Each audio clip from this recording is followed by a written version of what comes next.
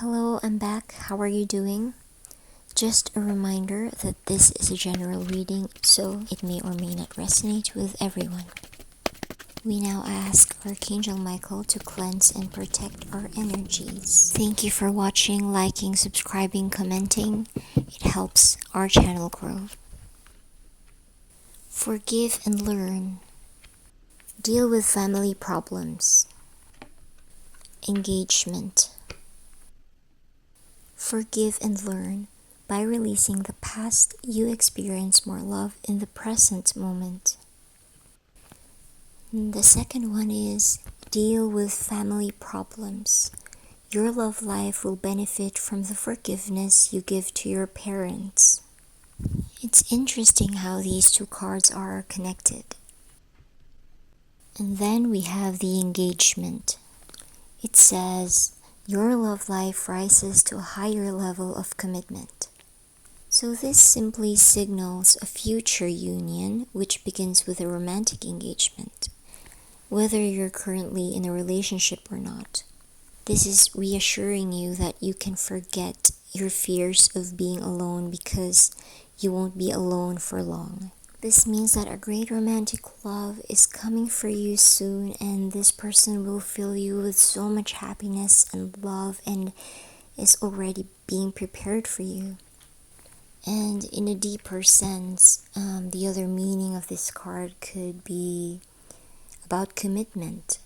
You first commit to taking care of yourself. You establish boundaries between what you want and what you refuse in your relationships and in your life and other areas of your life, such as career, home, and lifestyle, for example.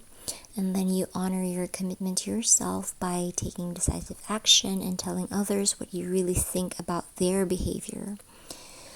And of course, when you respect yourself, the universe sends you additional experiences of romantic commitment, and that includes the promise of marriage.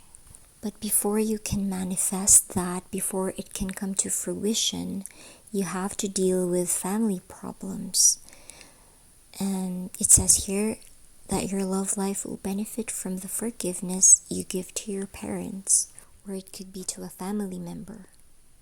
So the answers to your questions about your love life lie in your feelings for your mother and your father.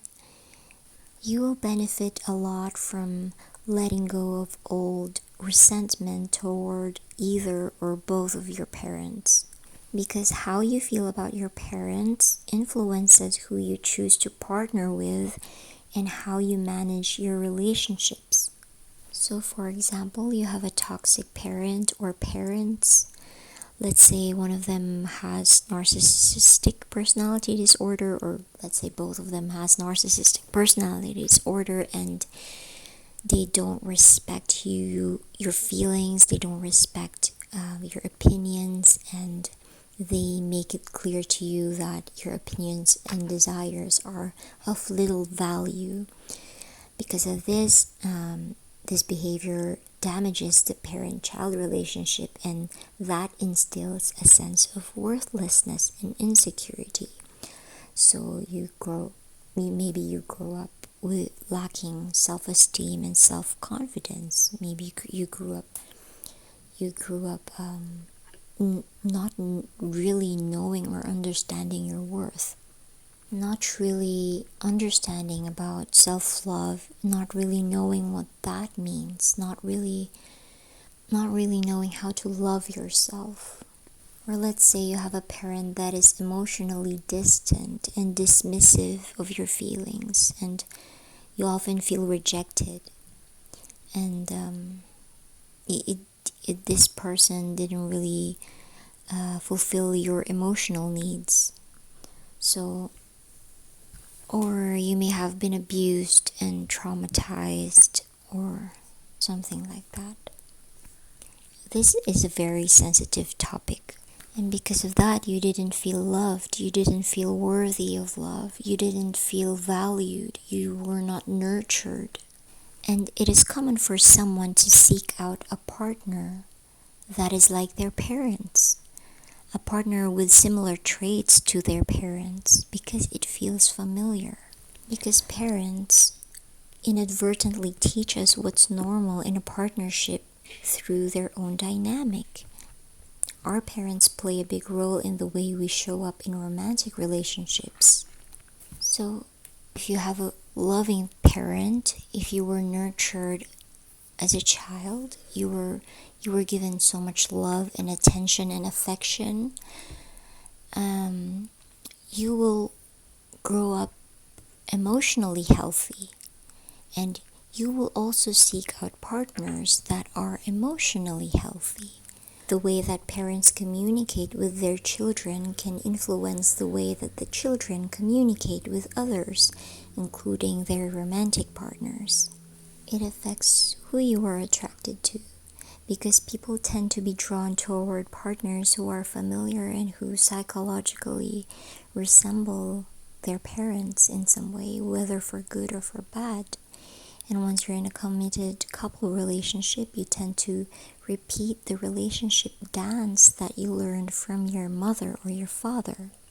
So forgiving someone doesn't mean you approve of their behavior. It is more of a kind of great emotional detoxification. This means you no longer want to carry toxic energy in your mind or body. And when you find inner peace in relation to your parents, you will no longer need to attract partners or unhealthy relationship patterns to heal your emotional family wounds. All your relationships, especially the one you have with yourself, will be improved. Your heart can give and receive more love when you let go of the past. And the angels know that you have been hurt before and you fear being hurt again. And because of that, your defenses created walls and barriers that prevent love from entering your life. And by healing your past, you will stop to recreate it. And after all, you attract situations and relationships that remind you of what you have already known, because that is the primary tool for healing. So to access a healthier relationship pattern, it is necessary that you detoxify yourself from all the anger, accusations, and resentment that you have retained. And this also includes forgiving yourself. So release your past and heal, and it will lighten your burden so that your heart can be happy. And then, of course, you will be with a healthy relationship. That's when you can move forward and rise to a higher level of commitment. Forgiveness isn't very easy, especially when the wounds are too deep. Forgiveness is a process that continues throughout our life. We can't just say the phrases or do the meditation a couple of times and be done with it. We can't just decide to forgive and magically let go of all the past pains and resentments. But it has to begin somewhere, and it begins with the understanding that all harm caused comes out of suffering and ignorance. There is no such thing as wise abuse or enlightened harm. And part of the forgiveness and healing process is to create healthy boundaries. We may forgive someone but choose never to interact with that person again. Letting go of your past pain doesn't mean that you have an obligation to let the person go back into your life and hurt you again. Forgiveness is the journey and practice of intentionally cleaning up the stuff of the past that we have been holding on to, that has caused us emotional suffering. And in other words, you train your mind to let go and to meet past pains with understanding and acceptance. And for some of you, it's okay to take forgiveness a step further. It's up to you whether you want to have communication with the person. That is also the relational aspect of forgiveness. Some of you may choose to keep a loving distance from those who have harmed you, to keep them from harming you further. Forgiveness is not a selfish pursuit of personal happiness. It alleviates suffering in the world, as each one of us frees ourselves from clinging to resentments that cause suffering. We relieve our friends and family and community of the burden of our unhappiness. And that is a verified and practical truth. Through our suffering and lack of forgiveness, we tend to do all kinds of unskillful things that hurt others. And we close ourselves off from love out of fear of further pains or betrayals. Some of us avoid love because we are afraid to get hurt. So if you approach the inner pains of your past and acknowledge that your own suffering had been spilling out onto others, you are able to start a process of internal forgiveness and compassion that will eventually lead to a personal commitment. Forgiveness cannot be forced, but there is always the possibility of compassion. There is always potential for mercy toward the suffering and confused person that hurts another. We must find the best way of understanding and accepting the pains of the past, because it is in our best interest, and the most beneficial thing that we can do for ourselves and for others as well is to find a way to meet ourselves with compassion rather than resentment.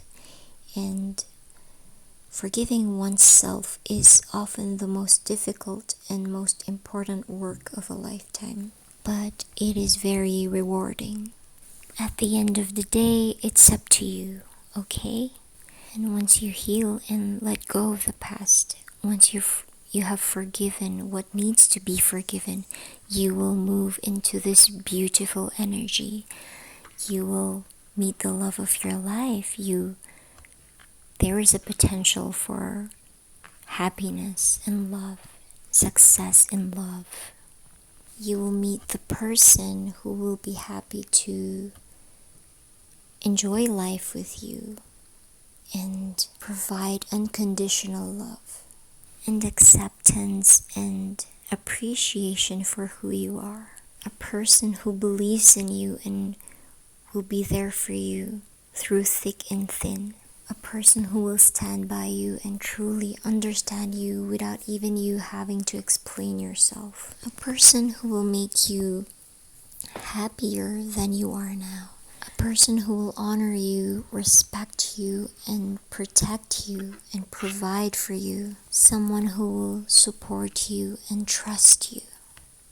And someone who will spoil you and treat you like a lady. Okay, so now let's get an additional message from the Oracle book.